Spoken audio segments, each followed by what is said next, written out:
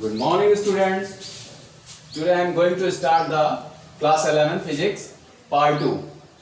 Today I will tell frequency of steel string by dimension. Frequency n proportional to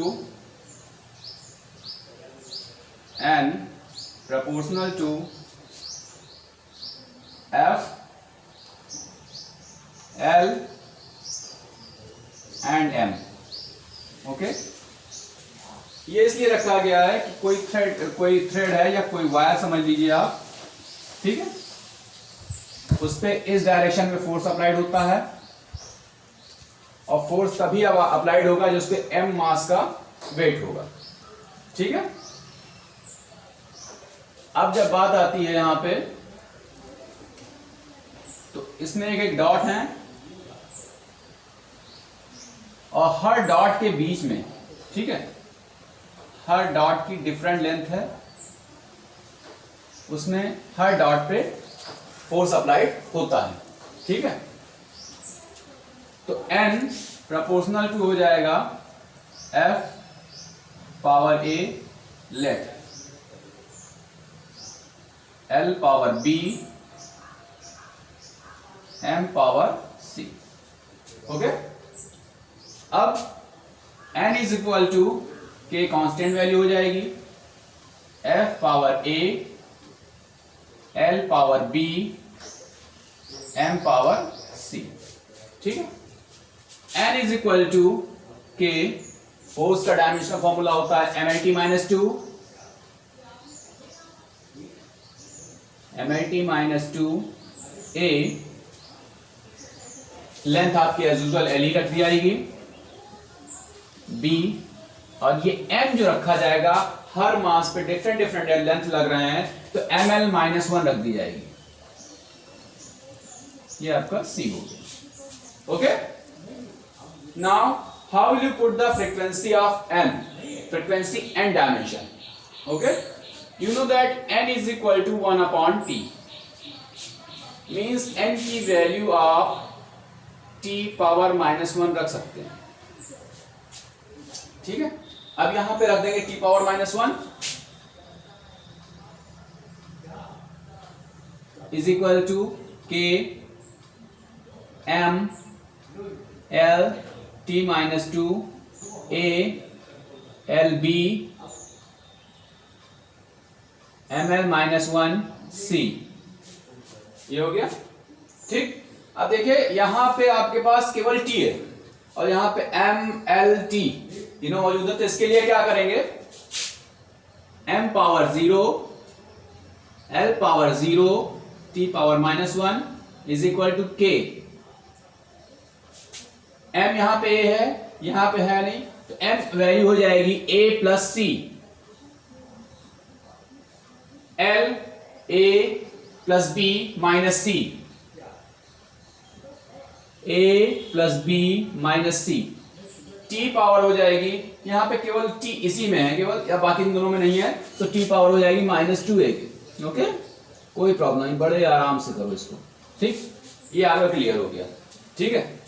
after it अब comparison करने के, comparison on both sides, comparison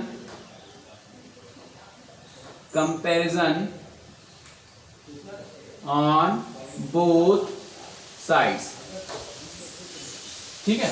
comparison on both sides जब करेंगे तो a plus सी को जब 0 m से comparison करेंगे, ये देखिए इधर के m को इधर के m से कंपैरिजन करेंगे, LHS के साइड के m को RHS के साइड से m से कंपैरिजन करेंगे तो मिलेगा क्या, a प्लस सी पावर जो मिलेगी a plus c is equal to 0, a plus b minus c, L से कंपैरिजन करेंगे a plus b minus c is equal to 0 and minus 2a minus 1, ठीक। ये कैंसिल होगा तो a की value आपको मिल गई 1 अपॉन 2, ओके। अब देखिए a की वैल्यू आपको मिल गई, अब यहां पे इसको इक्वेशन 1 मान लेंगे और इसको इक्वेशन 2 मान लेंगे, क्लियर हो गया इतना। अब a की वैल्यू को देखिए, c की वैल्यू फाइंड करनी है तो आपको a की वैल्यू को इक्वेशन 1 पे पुट करना पड़ेगा, देख लीजिए इसको, मीन्स लिखा हुआ a plus c is equal to 0।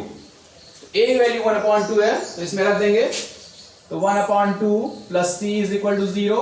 तो अब ये प्लस में है तो उधर ट्रांसफर करेंगे तो वो माइनस में हो जाएगा, मतलब मिलेगा c is equal to -1/2। Got it. अब आपके पास a और c दो वैल्यूज मिल गई, तो बड़े आराम से इसको इक्वेशन 2 में पुट करके आप b की वैल्यू फाइंड कर सकते हैं। How? a plus b minus c is equal to 0। a value 1/2 हो जाएगी, प्लस b माइनस c की वैल्यू -1/2 है, इसको ऐसे ही रख देंगे, इक्वल टू 0। ये हो गया आपके पास। अब 1/2 plus b plus 1/2 is equal to 0। ठीक है, अब हाफ और हाफ ऐड करेंगे तो मिलेगा 1। ठीक है, मिल गया आपको b plus 1 is equal to 0, means b is equal to -1। Means you can find it a value, b value, c value. a value 1/2, c value -1/2 and b value -1. All these value put in this equation.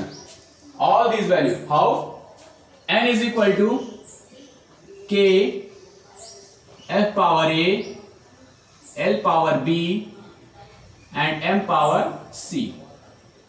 n is equal to k f a, how much? 1/2. L how much? -1. Okay, and m power c how much? -1/2. ये हो गया। ठीक है, अब इसको solve करेंगे तो मिलेगा क्या? n is equal to k f power 1/2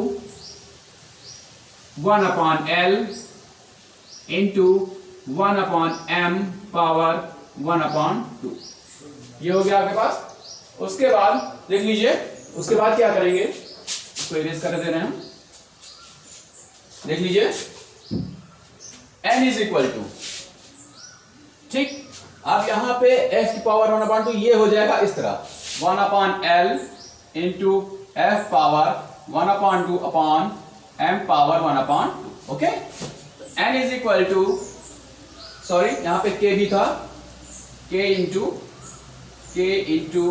1/l into, अब यहां पे पावर जब 1/2 हटेंगे तो ये पूरे पे रूट लग जाएगा f/m, और आपको फॉर्मूला मिल जाएगा n is equal to k/l into root f/m। It is the frequency of stretched string. Okay, find it. Thank you.